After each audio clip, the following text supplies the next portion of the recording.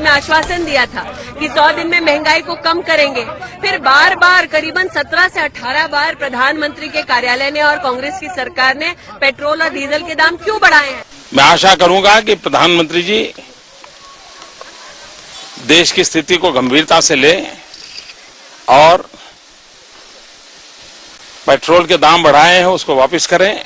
इस गवर्नमेंट की जो एक पकड़ होनी चाहिए, एक ग्रिप होनी चाहिए, वो पूरी तरह से समाप्त हो गई है और जैसे लगता है कि हमारे देश की इकोनॉमी एकदम बिल्कुल डायरेक्शनलेस हो गई है। काश उनके अमल भी हो अच्छे, जिनकी बातें बहुत प्यारी, लेकिन अफसोस विपक्ष में रहते हुए जिस भारतीय जनता पार्टी को जनता के हितों की चिंता थी, सत्ता में आते ही वो जनता के हितों से विमुख हो। 2014 से पहले वो सड़कों पर उतरा करती थी, पेट्रोल और डीजल के प्राइसेस के बढ़ जाने पर विरोध किया करती थी, लेकिन आज सड़कों पर कांग्रेस है, सत्ता में भारतीय जनता पार्टी और कीमत बढ़ी जा रही है पेट्रोल और डीजल की। आमजन परेशान है। इन हालात में जब कांग्रेस के हजारों कार्यकर्ता और नेता सड़कों पर उतरे अलग अलग जगहों पर, तो पुलिस ने उन्हें डिटेन किया। गुजरात के प्रदेशाध्यक्ष अमित चावड़ा समेत अनेक कार्यकर्ताओं और नेताओं को हिरासत में लिया गया, डिटेन कर लिया गया। पूरे देश में पेट्रोल और डीजल के बढ़ते दाम के खिलाफ विरोध प्रदर्शन का आयोजन किया गया था। अमित चावड़ा जी के नेतृत्व में अहमदाबाद में बड़ा विरोध प्रदर्शन हुआ।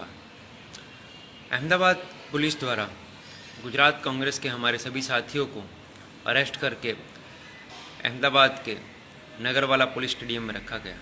आज की सबसे ताजा खबर यह है कि जीडीपी अपने उफान पर है, लेकिन दुर्भाग्य की बात यह है कि जो जीडीपी उफान पर है उसका मतलब ग्रॉस डोमेस्टिक प्रोडक्ट नहीं, बल्कि गैस, डीजल और पेट्रोल की कीमतें हैं। विपक्ष भारतीय जनता पार्टी पर विभाजन की राजनीति का आरोप लगाता है। लोग सबका साथ सबका विश्वास के नारे क्या मजाक उड़ाते रहे, लेकिन भारतीय जनता पार्टी काम करती रही। उसने पेट्रोल और डीजल गाड़ियों के बीच जो भेद था उसको धीरे धीरे खत्म करने की तरफ कदम बढ़ा दिया है। डीजल की कीमतें जो सदैव पेट्रोल की कीमतों से कम रही, अब उन्हें भी आगे आने का मौका दिया गया। ये हुई ना सबका साथ सबका विकास डीजल की कीमतों का। विपक्ष इन बदलावों को स्वीकार नहीं कर रही, लोगों में गुस्सा है। विपक्ष धरने दे रही है तो सरकार अनसुना कर रही है। खैर, हमारे महान लोकतंत्र में विपक्ष की आवाज को सुनने का कोई प्रावधान है भी नहीं, कोई नहीं सुनता। ये कहां सुनता?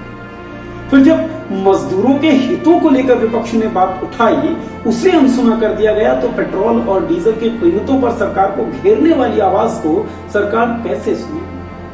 हम तो बस इतना चाहते हैं कि भारतीय जनता पार्टी की सरकार जो केंद्र की सत्ता में काबिज है, वो अपने ही नेताओं, खुद अपने प्रधानमंत्री के पुराने भाषणों को ढूंढे, इंटरनेट पे आसानी से मिल जाएंगे और उन्हें सुने। सत्ता विपक्ष की सुने या ना सुने, हम आपको कुछ आंकड़े जरूर बता देना चाहते हैं।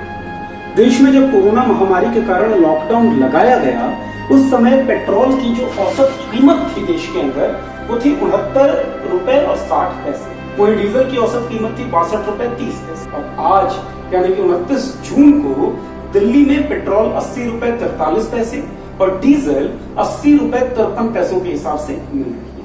बात करते हैं उस समय की जब नरेंद्र मोदी ने सत्ता नहीं संभाली। दिन 25 मई 2014, दिल्ली में पेट्रोल की कीमत थी 71 रुपए 41 पैसे, आज से लगभग 9 रुपए कम, और डीजल के भाव थे 56 रुपए 71 पैसे, आज से कुछ 24 रुपए कम। पेट्रोल और डीजल की जो कीमतें हैं वो क्रूड ऑयल कीमतों पर काफी हद तक निर्भर करती है। क्रूड ऑयल कीमत भी जान लेते हैं।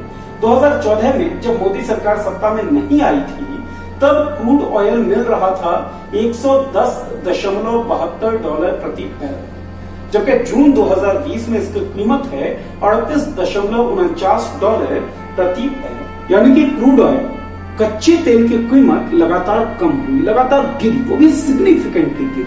लेकिन पेट्रोल और डीजल की कीमत जो हमें चुकानी पड़ती है वो लगातार बढ़े जा रही है।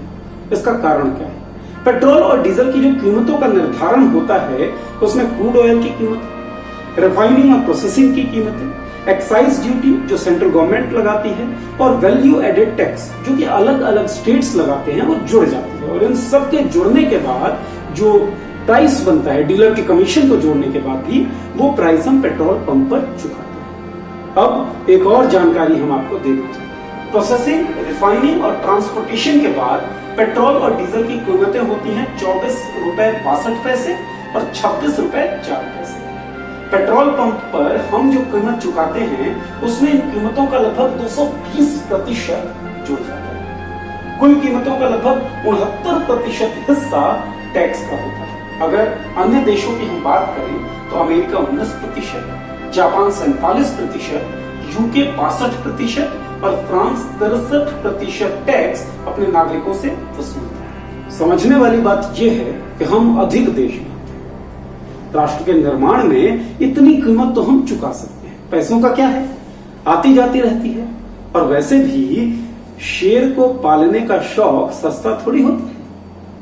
व्हाट्सएप पर चल रहे इन मैसेजेस से आप अपना दिल बहला सकते हैं, लेकिन इस सच को नहीं झुठला सकते कि आखिरकार डाका हमारी जेबों पर मारा जा रहा है, आखिरकार चोरी हमारे घरों से हो रही है। सो जो सवाल जरूरी है उन्हें उठाइए, सवालों के घेरे में इस सरकार को खड़ा कीजिए ताकि सरकार थोड़ी गंभीर हो जनता के हितों के प्रति। देखते रहिए मॉलिटिक्स, सब्सक्राइब कीजिए हमारा चैनल, फेसबुक पर देख रहे हो तो लाइक कीजिए हमारा पेज। शुक्रिया। आपका मुद्दा बनेगा देश का मुद्दा। मॉलिटिक्स ऐप पर शेयर करिए अपनी बात हमारे साथ, हम उठाएंगे आपकी आवाज।